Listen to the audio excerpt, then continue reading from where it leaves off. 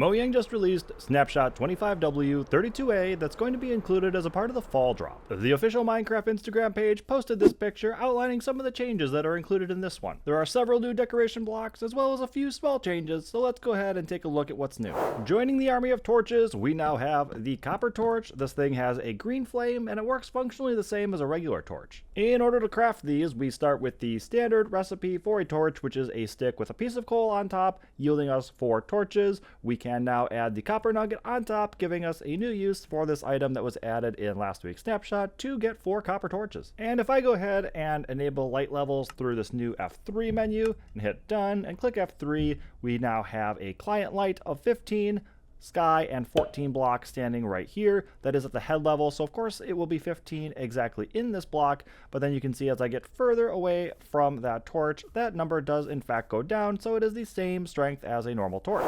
And that leads me into the next crafting recipe, which is for the new copper lantern. That is the copper torch in the middle, surrounded by copper nuggets, giving us yet another usage for these things. So if I go ahead and take that, we can place that, and once again, if I go ahead and hit F3, is going to have a light level of 15. We do get all 4 variants of the copper lantern, and of course that means that we can wax them using the honeycomb or strip that wax off utilizing an axe. But unlike the copper bulb, each one of these have the same light level, unlike the copper bulb, which decreases light level as the oxidation level increases. The bars have been renamed to iron bars now to make way for the copper bars, which are pretty cool, and of course we can go ahead and wax these or unwax them.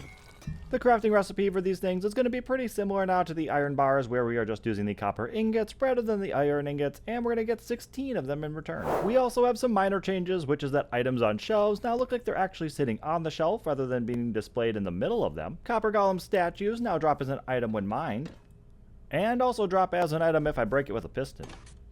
And if you remember from before, the 6 copper ingots now give us the copper bars, which used to be the recipe for a copper trapdoor.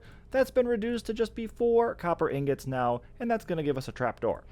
And as always, there are technical changes and bug fixes in this one, so if you want to go through and read those for yourself, you can do so by clicking on the link in the description box down below. But anyway, hopefully you all have enjoyed. Go ahead and subscribe for more. You can also follow me on Instagram and X, formerly Twitter. But anyways, I will see y'all next time.